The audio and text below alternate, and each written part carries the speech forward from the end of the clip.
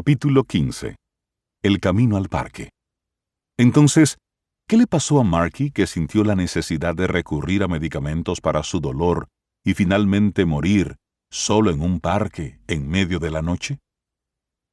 En estos capítulos finales, quiero describir para usted el camino al parque que nosotros, como familia, habíamos viajado para que usted pueda reconocer algunos de los síntomas y evitar el destino al que nosotros llegamos.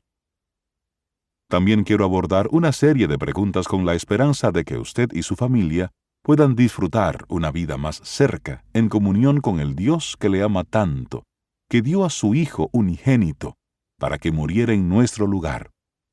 Esas preguntas son: ¿cómo llegué al punto donde esperaba recibir contestación de mi Dios cuando hablaba con Él? ¿Cómo llegué al lugar en mi vida donde esperaba en Dios y hallaba fuerzas en Él?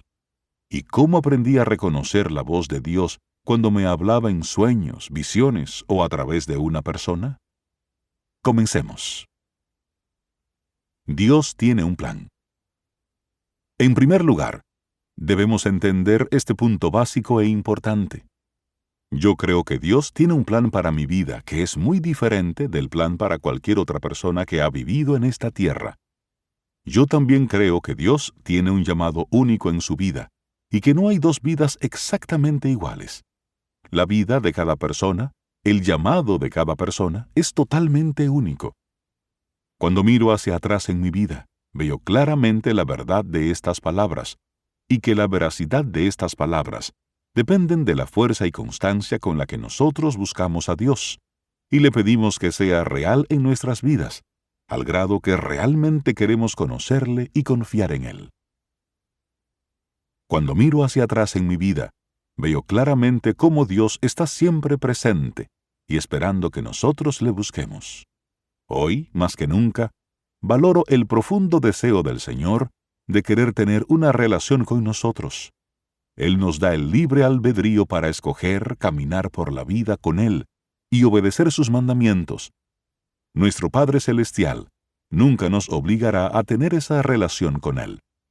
Pero como cualquier buen padre, siempre está allí para mí y para usted. A pesar de su fiel presencia con nosotros, encontré que en medio de esta pesadilla, esta tormenta de emociones después del suicidio de Marky, tenía preguntas que Dios no contestó inmediatamente.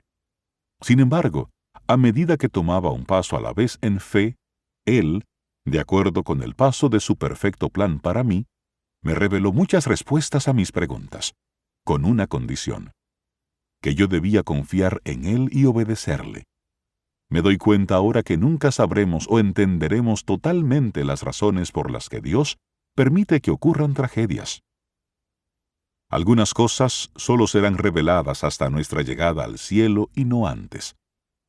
Ahora yo estoy en paz con esa realidad.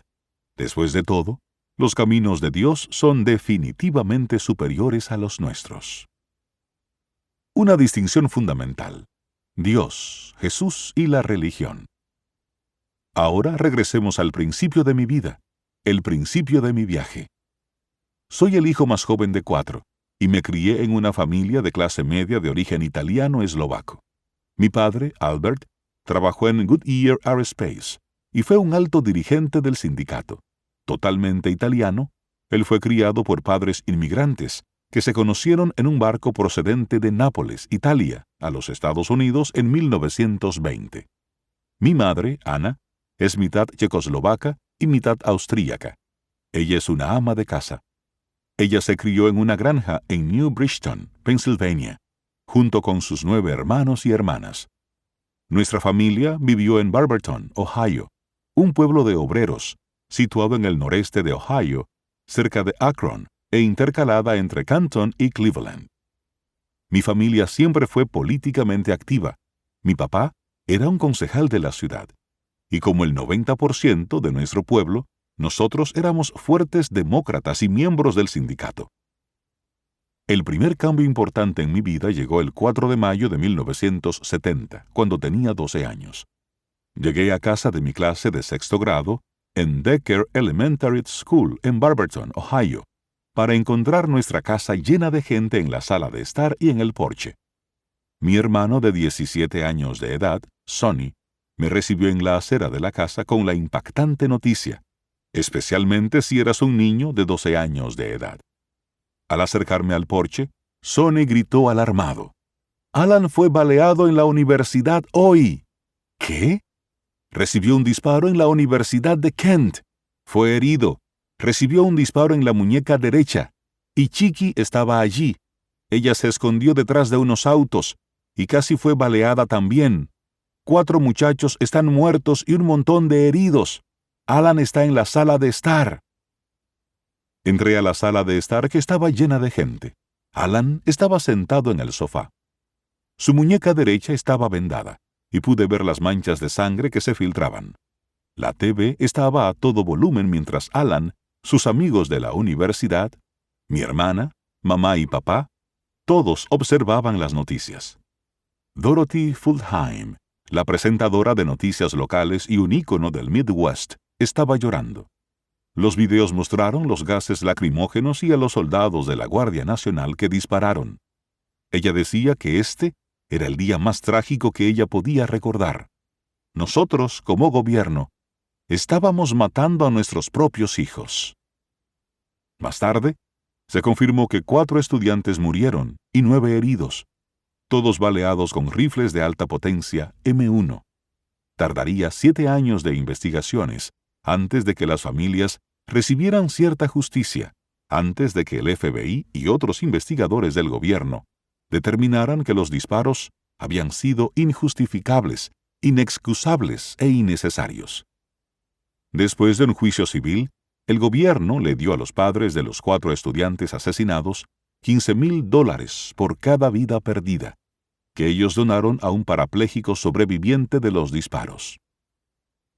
Este trágico suceso pronto se convertiría en mi escape, mi boleto para salirme de la iglesia y la religión a como yo la conocía.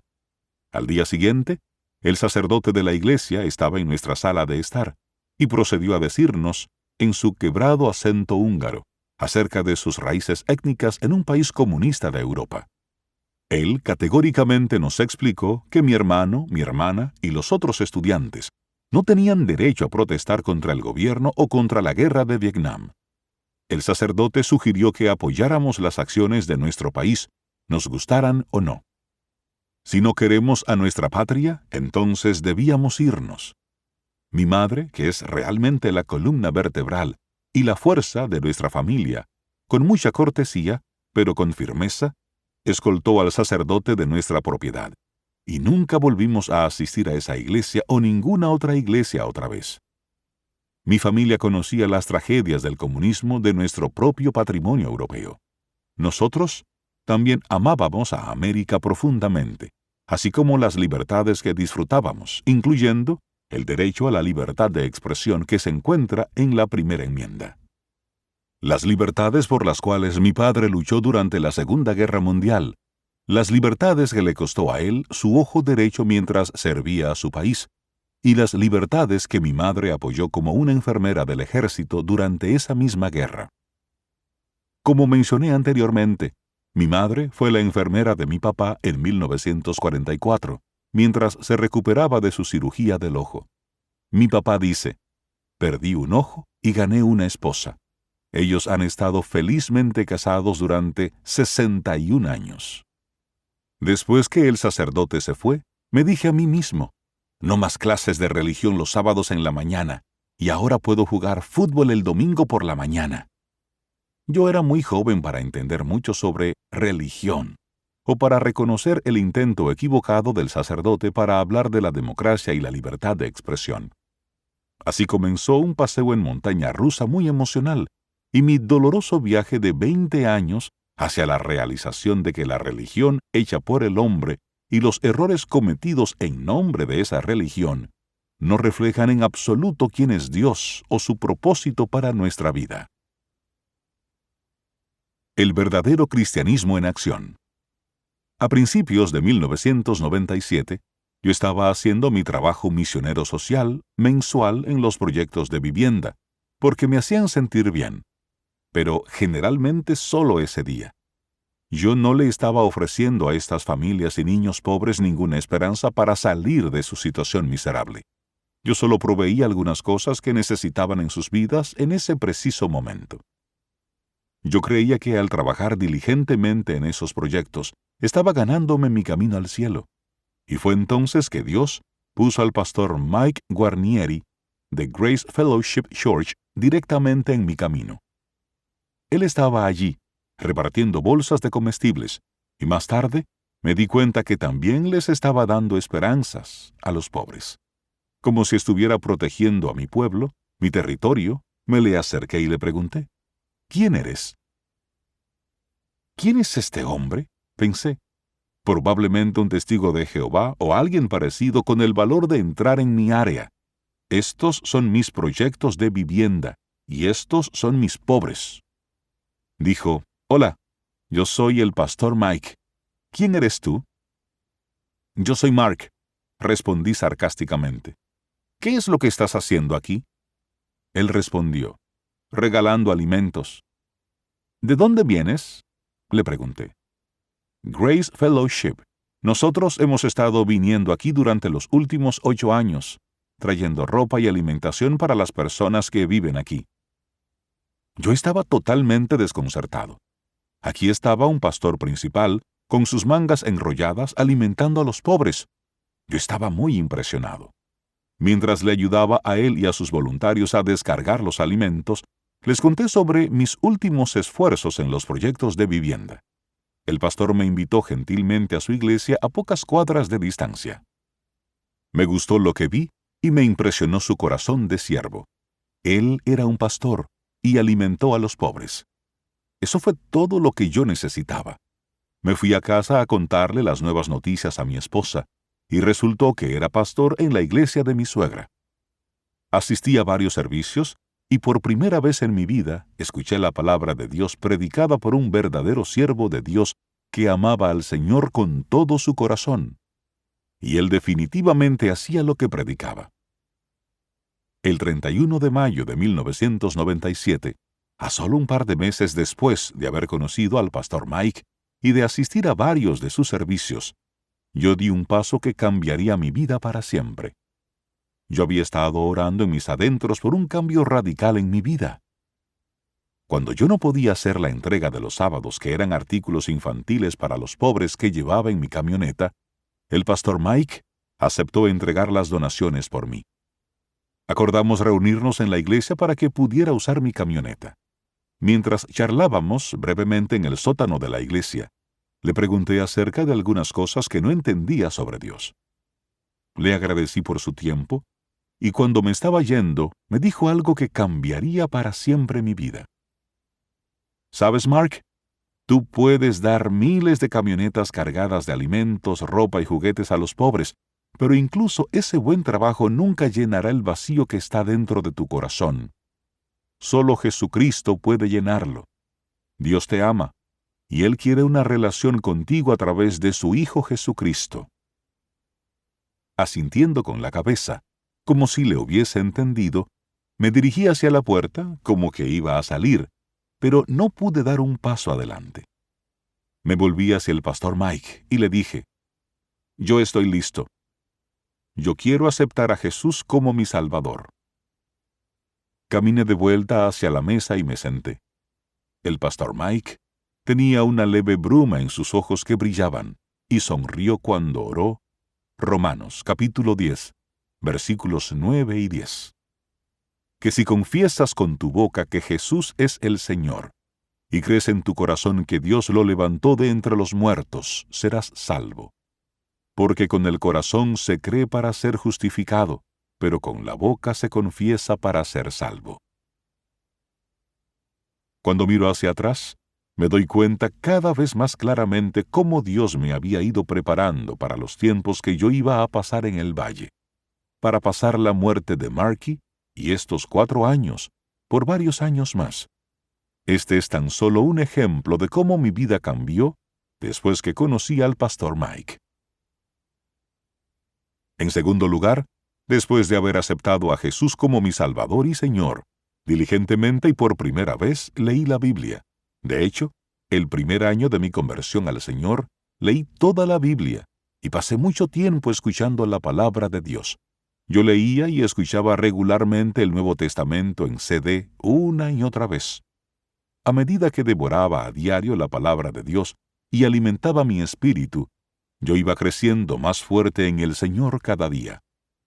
Las palabras de las Escrituras me agarraron con una fuerza como nunca antes. Era como si yo hubiese encontrado el secreto más grande para vivir la vida, y me entregué a Él con todo mi corazón, mente, alma y espíritu. Todos a mi alrededor fueron testigos del drástico cambio de mi vida. Cambié para bien. Por el trabajo del Espíritu Santo de Dios en mi corazón, la doctrina bíblica estaba cambiando mi vida. Lentamente, me estaba convirtiendo en una nueva creación en Cristo. Yo estaba entregado al Señor. Cristo definitivamente había llenado el vacío en mi corazón, y ahora, cuando servía a los pobres, lo estaba haciendo para la honra y gloria de Jesús mi Señor. Ya no servía en los proyectos de vivienda para sentirme mejor. Yo servía con el fin de ofrecer esperanza en nombre del Todopoderoso Jesús. Lo que es el amor. Aprendí acerca del gran sacrificio de Dios al habernos dado a Jesús, su único Hijo, quien fue crucificado por nuestros pecados, por los míos y por los suyos. Como un acto de amor por nosotros, el Señor Jesús, quien no conoció pecado, dio su vida en rescate por nosotros. Él puso su vida por la salvación del mundo. Después de que aceptamos esta verdad acerca de Cristo y le invitamos a nuestras vidas como Señor y Salvador, nosotros debemos aprender a amar como Él amó. La salvación es el punto de partida del creyente.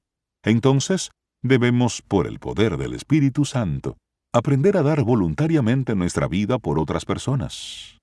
Necesitamos compartir las buenas nuevas de Cristo y su amor a través de nuestras acciones, y no solo con nuestras palabras. Estamos llamados a ser siervos, y debemos tener un corazón de siervo para otros. Debemos luchar por la justicia, defender a los pobres, ayudar a las personas sin hogar, servir a las viudas y ayudar a los huérfanos y los oprimidos. Yo también aprendí a ayunar y a orar. A medida que yo asistía a la iglesia del pastor Mike, una iglesia llena del Espíritu Santo y que cree en todos los dones del Espíritu, me fui fortaleciendo en Cristo. Claramente, durante 8 años, Dios me había estado preparando para la batalla de mi vida. Él recompensó mi fe, que era como una semilla de mostaza, cuando me llamó a estar con Él en esas horas de la madrugada, después de que Marky falleciera. Me respondió cuando le puse las manos en el pecho de Marky y le pedí que lo resucitara, que lo dejara vivir. Usted puede leer esto y pensar que estaba, o incluso que todavía estoy, delirando, que estoy fuera de mi mente por comenzar a creer que Dios pueda ser tan real para nosotros. Pero estoy aquí para declarar que yo estaba abatido por la muerte de Marky. Yo necesitaba ayuda, y Dios respondió a mi clamor. Yo soy un sobreviviente de un increíble dolor y un testimonio vivo de la obra de Dios en mi vida. Y tengo aún más que contarle del trabajo de Dios en mi vida. En este momento, quiero dejar una cosa bien clara. Yo sé que sé. Al abrir la bolsa de plástico y pedirle a Dios que dejara vivir a mi hijo, fue el comienzo de mi nueva relación con Dios. Él continúa acercándose a mí a medida que yo estudio su palabra, vivo de acuerdo a sus preceptos y sigo su dirección para mi vida. Más que nada, ese acto desesperado de fe en la morgue, ese clamor de este afligido padre, un hijo de Dios, consiguió comenzar a mover la montaña de dolor que vino con la muerte de Marky. Por ese simple acto de fe, por pedirle a mi Dios que fuera mi fortaleza, esta montaña que una vez se elevó sobre mi vida ha sido movida, nivelada y destruida. Además, creo que como un acto de amor por mí, Dios me ha revelado una de las razones por las que decidió que el número de días de Marky fuese 6,870.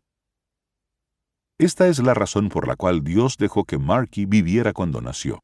para que fuera una luz brillante en mi vida, y para traer la luz de Dios a la vida de casi todo el mundo que Él tocó y continúa tocando.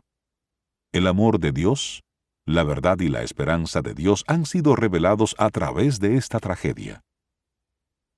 Este importante mensaje ha sido compartido, el mensaje de que la salvación de las consecuencias del pecado está disponible a causa de la muerte y resurrección de Jesús, y miles han aceptado la invitación para formar parte de la familia del Señor desde aquella trágica mañana.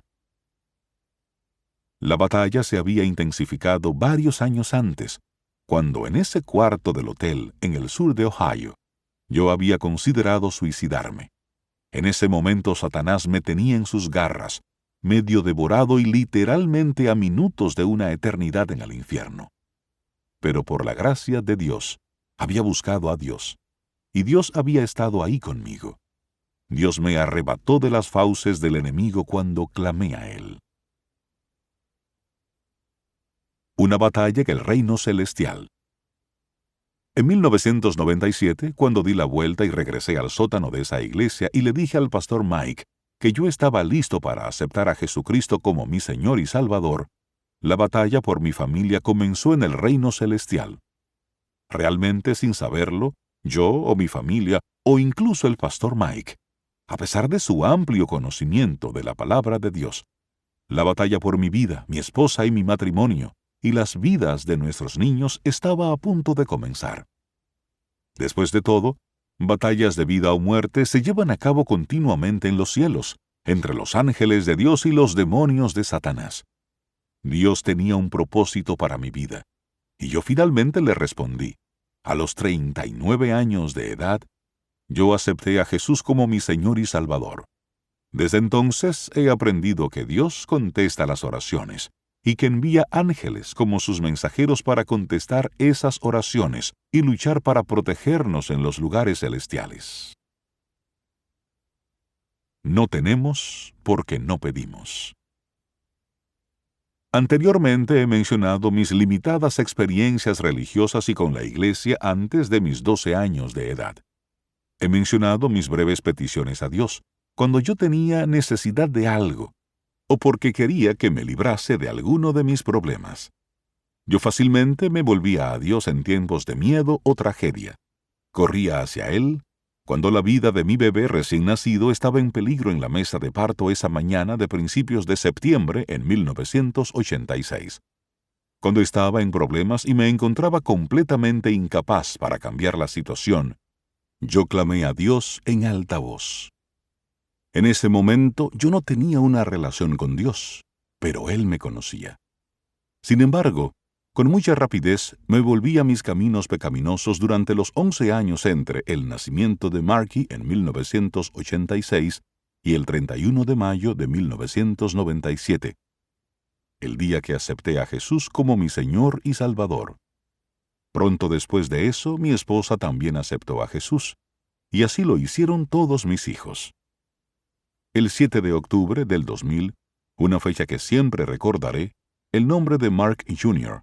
fue escrito en el libro de la vida. Inmediatamente, después de aceptar al Señor Jesucristo como mi único y suficiente Salvador y Señor, desistí de mi trabajo social y mis intentos de ganarme mi camino al cielo. En cambio, cuando iba a esas mismas calles, yo tenía amor que compartir y un mensaje para todos los que querían escuchar. Mi nueva fe y la emocionante verdad acerca de Jesucristo llenó mi corazón y mi vida de una manera que solo Dios la podía llenar. Ese vacío que yo había tratado de llenar con tantas cosas diferentes y desilusionantes, ahora estaba totalmente y satisfactoriamente lleno. Yo no podía dejar de compartir esta respuesta que por toda mi vida había andado buscando. Mis pecados habían sido perdonados, y yo había sido lavado tan blanco como la nieve. Yo era una persona nueva y diferente, y yo estaba lleno de emoción por compartir la verdad que me había dado una nueva perspectiva y energía para mi vida.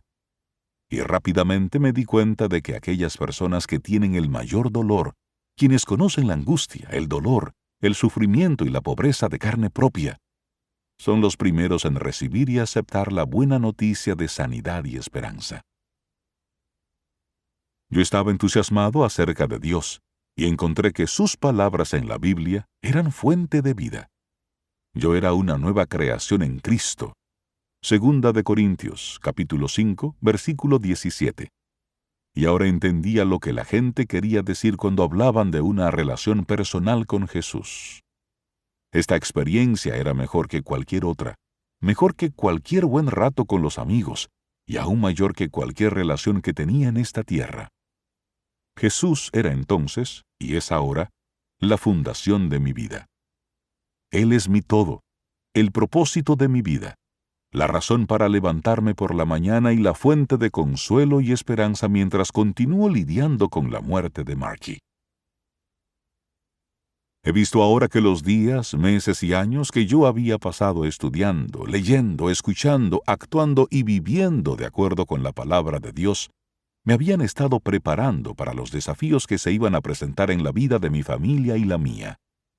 Había fallado de ser el líder espiritual en mi matrimonio y mi familia, hasta que entendí que Jesús quería ser mi Señor.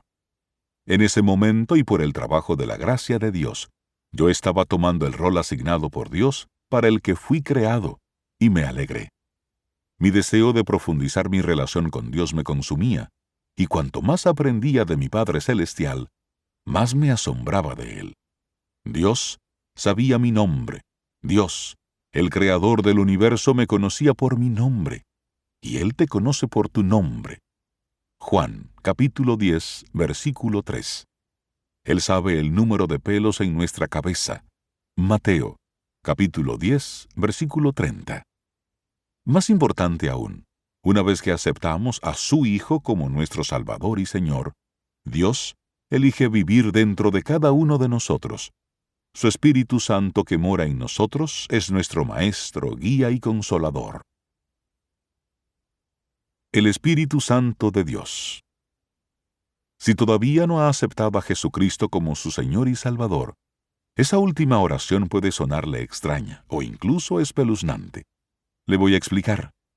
Pero primero le animo a usted pedirle a Dios que se le revele a usted para ayudarle a conocer y entender su verdad y su amor. Él le quiere ayudar a ver y aceptar su verdad. La mayoría de la gente acepta el hecho de que los seres humanos somos cuerpo, alma y espíritu. Si es así, nuestra aceptación de Jesús como nuestro Señor impactará nuestra alma y nuestro espíritu. Ahora le ruego que escuche este pasaje de las Sagradas Escrituras, pidiéndole a Dios que le ayude a entenderlo. Nosotros no hemos recibido el espíritu del mundo, sino el espíritu que procede de Dios, para que entendamos lo que por su gracia Él nos ha concedido. Esto es precisamente de lo que hablamos, no con las palabras que enseña la sabiduría humana, sino con las que enseña el Espíritu, de modo que expresamos verdades espirituales en términos espirituales. El que no tiene el Espíritu no acepta lo que procede del Espíritu de Dios, pues para él es locura, no puede entenderlo, porque hay que discernirlo espiritualmente. Primera de Corintios, capítulo 2, versículos del 12 al 14. Dios, nuestro Creador, viene a vivir dentro de usted y de mí cuando elegimos creer en su Hijo Jesucristo. Aquí está la explicación de este regalo que hizo nuestro Señor Jesús. Si ustedes me aman, obedecerán mis mandamientos, y yo le pediré al Padre, y Él les dará otro consolador para que los acompañe siempre, el Espíritu de verdad, a quien el mundo no puede aceptar porque no lo ve ni lo conoce. Pero ustedes sí lo conocen, porque vive con ustedes y estará en ustedes. ¿Quién es el que me ama? El que hace suyos mis mandamientos y los obedece. Y al que me ama, mi Padre lo amará, y yo también lo amaré, y me manifestaré a él. Juan, capítulo 14, versículos del 15 al 17. 21. NVI. Sin embargo, necesitamos hacer algo más que solo reconocer la validez de estos hechos acerca de Jesús. Necesitamos no solo creer en Dios el Creador y sustentador del universo, pero también debemos creer que Jesús es su Hijo y que su muerte en la cruz fue el plan de Dios para cerrar la brecha entre la humanidad pecadora y su santidad. No es suficiente creer que Dios existe. Como señaló el apóstol Santiago, también los demonios creen. Santiago, capítulo 2, versículo 19. Pero esa creencia no garantiza el perdón de Dios de su rebelión o un lugar para ellos en el cielo por toda la eternidad. Una relación personal con Jesús, lo que yo vi en mi suegra y que me atrajo tanto, es lo que cambia tanto nuestra vida en esta tierra y en la eternidad. Mis primeros años en Cristo, 1997-2002. Durante mis primeros 5 años como cristiano, otros creyentes me dijeron que entendían el llamado de Dios en mi vida a servirle como un pastor no convencional y en una iglesia no convencional, una iglesia sin paredes, en las calles, en los proyectos de vivienda y hoy, como resultado de la muerte de Marky, en parques públicos. Después de que yo había compartido la verdad de Dios en las calles y en los callejones durante varias semanas, el Señor me mostró que necesitábamos un lugar para reunirnos.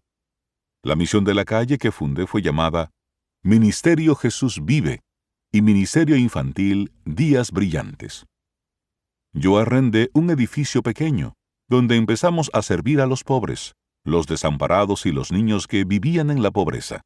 En solo 6 meses, pasamos de servir alimentos y proveer ropa un día a la semana a estar abiertos 7 días a la semana. Siempre servimos una comida caliente los domingos, y cada domingo por la tarde yo compartía un mensaje con los visitantes. La asistencia creció a más de 150 por semana, con muchas personas cada semana, llegando a conocer la verdad acerca de quién es Jesús. Le servíamos comida, le dábamos ropa y le ministrábamos a quien entraba a través de las puertas. Un aspecto maravilloso de nuestro ministerio a los pobres era nuestro ministerio de carreta. Teníamos 6 carretas de Little Tikes grandes con el texto «Yo amo a Jesús» y Ministerio Infantil Días Brillantes, escrito en ellas. Los niños pequeños que vivían en la pobreza venían a nuestro edificio, llenaban su carretita con comida y ropa y le llevaban los regalos a sus familias, a menudo con un adulto, asegurándose de que llegaran a casa con seguridad. Esas carretitas eran testigos para las familias del barrio que alguien se preocupaba por ellos y que Dios los amaba. Muchas vidas cambiaron para siempre en el nombre de Cristo, y hemos tenido muchos días alegres mientras Dios nos usaba para recibir a personas a su familia. Ese ministerio duró más de 5 años, y esos fueron días bendecidos. En febrero del 2000, Dina y yo fuimos bendecidos con nuestro hijo Dominic. Su nombre significa un regalo de Dios y perteneciente al Señor. Dios sabía el día del año 2000, cuando nació Dominic y Marky tenía 13 años, que en solo 5 años Marky regresaría a casa, al cielo. En 2002, yo sabía que era hora de seguir adelante y moverme del ministerio de la calle. No tenía ni idea de los desafíos que vendrían a nuestra familia, pero yo confiaba en que era hora de cerrar este capítulo de mi vida de ministerio. Oré diligentemente y esperé, para que Dios proporcionara a una persona que asumiera el control de la misión. En el otoño de 2002, una joven llamada Gina Moon entró en la misión. Ella me dijo que el Señor la envió allí y compartió su visión para ayudar a las personas sin hogar y los pobres. El ministerio La Palabra de Vida nació ese día, y 12 años más tarde, el ministerio sigue sirviendo a los perdidos, a los que sufren y a los pobres. Ahora en su nuevo edificio de 18,000 metros cuadrados. Dios verdaderamente bendijo y continúa bendiciendo este ministerio para los perdidos, los que sufren y los pobres. Caminando con Jesús, 2002-2006. Los próximos 4 años de mi vida fueron un campo de batalla marcada por los ataques del enemigo que parecían surrealista. En el 2002, mi familia casi perdió nuestra niña de 7 años, Brooke. Una apendectomía de emergencia mal hecha casi le cuesta su vida. Nos la llevamos de un hospital de Akron y la llevamos a Pittsburgh, donde Dios usó a los médicos de allí para salvarla. Hoy Brooke es una niña saludable de 14 años de edad y todos los días le doy gracias a Dios por ella y por su curación total. La tensión de la enfermedad de Brooke, junto con mi falta de entendimiento y obediencia de las instrucciones de Dios para los esposos, abrió una puerta en la vida de mi familia. Y Satanás entró por ella. Un experto impostor. Juan, capítulo 8, versículo 44. Satanás utilizó incluso gente en la iglesia, especialmente un pastor principal, para hacer el mayor daño a mi familia. Yo comencé a pagar el precio de algunas elecciones que había hecho antes de convertirme y por fallar de ser el líder espiritual para mi esposa y mi familia, mientras estábamos de vacaciones en Pensilvania, en el domingo de resurrección del 2003. Pero me estoy adelantando.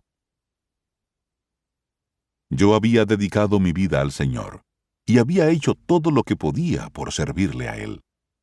Pero mis prioridades estaban equivocadas, miserablemente equivocadas. Mi esposa y yo éramos padres a tiempo completo.